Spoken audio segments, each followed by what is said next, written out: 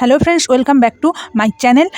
দিনটি ছিল 25শে ডিসেম্বর। আশা করি তোমাদের সকলের খুব ভালো কেটেছে, আমারও খুব ভালো কেটেছে। যাই হোক, তোমাদের সকলকে বড়দিনের শুভেচ্ছা জানাই। আমি তো সকাল সকাল উঠে একটু পড়তেই বসেছিলাম। তোমরা সকাল সকাল বা ভোরে উঠে কে পড়তে ভালোবাসো কমেন্টে জানিও।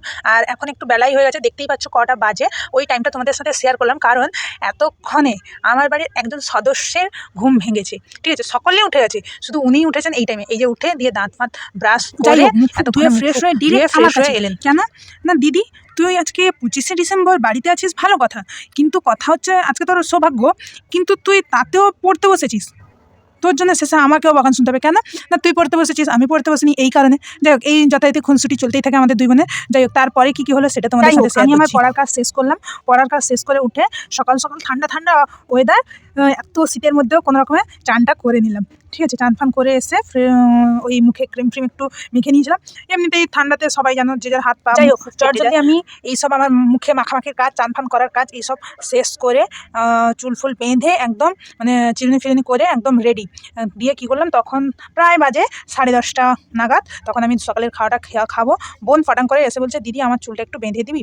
যাই হোক, আমার বোন কোনো দিন মানে 12টার আগে সকালে চান করে না। আজকে সকাল সকাল চান করে এসে বলছে, দিদি তোর খাওয়া হলে আমার চুলটা বেঁধে দিবি। তো কোনো রকমে খেয়েছি, সেই জন্য আর ভিডিও করা বা সেই ফটো তোলা হয়নি, বা আজকে সকালের মেনুও শেয়ার করিনি। ওই জন্য চুল বাঁধার কাজ আমার হাতের নখগুলো দেখে কি অবস্থা, ওই জন্য ভাবলাম একটু নেল পালিশ পরি। আর বোন তখন বলছে একটু কাজল পরবি। এবার আমাদের গ্রাম্য পরিবেশে আজকে 25শে ডিসেম্বরের বিকেলটা আমার কেমন কাটলো সেটা তোমাদের সাথে শেয়ার করছি। এটা অবশ্যই দেখো এই ভিডিওটা যদি তোমরা সকলে লাস্ট পর্যন্ত না দেখো, শেষ পর্যন্ত যে না দেখবে সেই কিন্তু অনেক কিছু মিস করবে।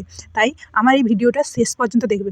যথারীতি আমি আমার ঘর দুয়ার ঝাড় দেওয়ার কাজ আরম্ভ করে দিয়েছি। বিকেলে মানে ঘরেও ঝাড় দিতে হবে, বাইরেও ঝাড় দিতে হবে। চলো, ঘর ঝাড় দিতে দিতে বোন এসে একটু আমার সাথে হি হি করে দিল।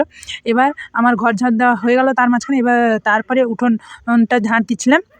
উঠোনটা ঝাড় দেওয়া শেষ হতে আমার উঠোনের কাজ, ঘর আর দোয়ার ঝাড় দেওয়ার কাজ, আমার তো ঘর ঝাড় দেওয়া শেষ আর দোয়ার মানে উঠোন যেটাকে বলো তোমরা, উঠোনও ঝাড় দেওয়ার কাজ কমপ্লিট।